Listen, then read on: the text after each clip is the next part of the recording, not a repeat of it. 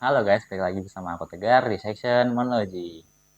Pernah nggak sih kalian lihat di sosial media itu kayak ada ilustrasi-ilustrasi yang keren-keren banget, bagus-bagus banget.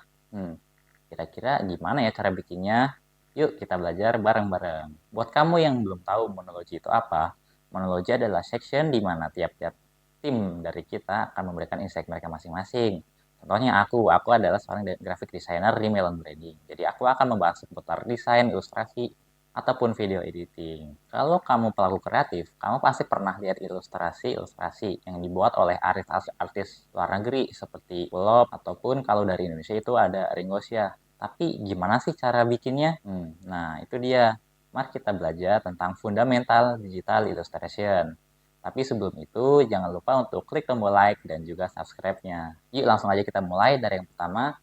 Hmm, Apa sih itu digital illustration? Digital illustration adalah di mana kita menciptakan suatu gambar ataupun ilustrasi pada software-software digital. Contohnya adalah seperti Illustrator, lalu ada Photoshop, lalu ada Eclipse Studio Paint, lalu di HP Android pun juga ada yang bernama Ibis PNX. Nah, lalu yang kedua adalah tools ataupun alat-alat yang digunakan pada saat pembuatan digital illustration. Di antaranya yaitu seperti komputer ataupun smartphone yang dimana akan menjadi device utama kalian untuk bisa membuat ilustrasi. Lalu kedua adalah alat-alat bantu seperti contohnya adalah pen tablet, stylus. Tapi untuk smartphone biasanya mereka akan lebih terbiasa dengan menggunakan jari-jari mereka. Lalu selain itu kita juga harus memahami software-software yang kita gunakan. Contohnya adalah seperti Adobe Photoshop, Illustrator, Clip Studio Paint, ataupun Ibis Pen X.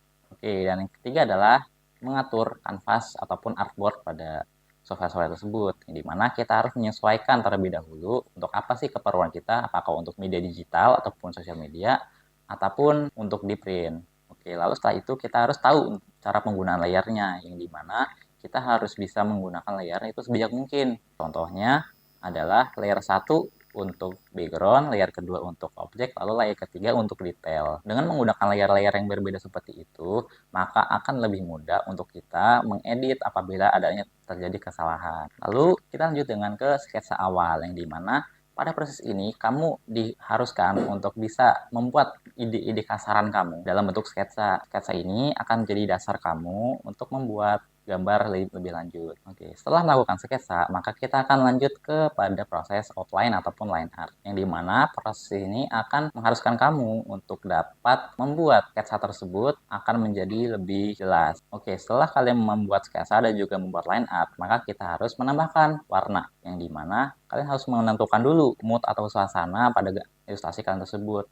Setelah itu kalian bisa bereksperimen lagi dengan alat-alat yang ada di tools yang telah kalian kuasai dengan menggunakan warna-warna yang telah kalian tentukan.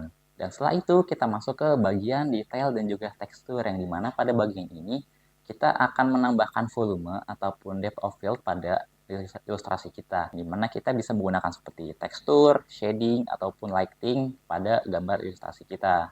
Oke, setelah kalian melakukan hal tersebut, maka tahap selanjutnya adalah tahap finishing ataupun evaluasi, yang dimana kalian harus meng-cross-check ulang tentang semua yang telah kalian buat, dan apabila ada kesalahan kalian bisa mengeditnya kembali. Dan kita masuk ke tahap terakhir, yaitu adalah ekspor, yang dimana kalian harus menentukan lagi kalian akan mengekspor gambar tersebut menjadi apa. Kalian bisa mengekspor gambar tersebut misalnya menjadi JPG, PNG, ataupun PDF. Dan itulah dia beberapa dasar dari fundamental digital illustration.